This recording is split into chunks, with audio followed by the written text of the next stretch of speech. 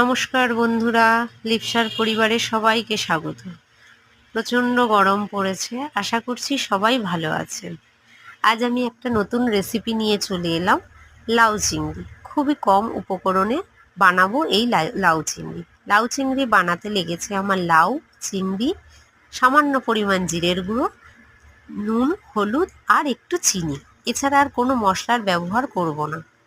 প্রথমে লাউটা কেটে সরু সরু করে কেটে নিয়েছি, আর চিংড়িটা কেটে ভালোভাবে ধুয়ে চিংড়ি ভেজে নিয়েছি।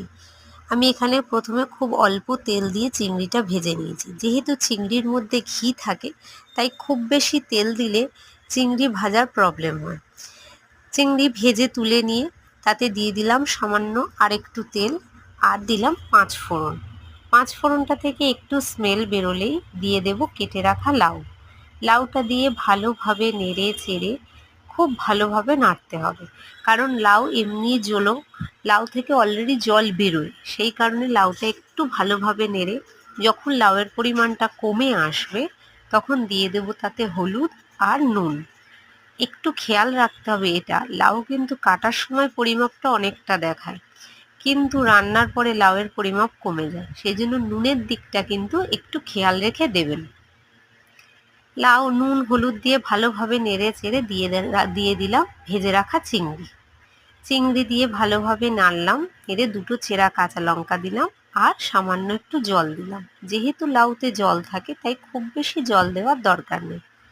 জল দিয়ে জলটা একটু ফুটে উঠলেই আমি একটা ঢাকনা দিয়ে ঢেকে দিলাম। মিনিট 5-7 পরে ঢাকনা খুলে লাউ দেখলাম প্রায় সেদ্ধ, সামান্য একটু বাকি আছে। তাতে দিয়ে দিলাম চিনি, সামান্য পরিমাণ চিনি, আর দিয়ে দিলাম একটু জিরের গুঁড়ো। এটা দিয়ে ভালোভাবে নেড়ে চেড়ে একদম যখন গা মাখামাখি হয়ে যাবে, দেখুন আমার লাউ চিংড়ি কমপ্লিট। যদি আপনাদের রেসিপিটি ভালো লেগে থাকে, অবশ্যই আপনারা একটা লাইক, কমেন্ট আর শেয়ার করবেন। আর রান্নাটা যদি করে খান বাড়িতে, অবশ্যই আমাকে কমেন্ট করে জানাবেন, তাহলে আমার নতুন রান্না করতে আরও ভালো লাগবে। টাটা।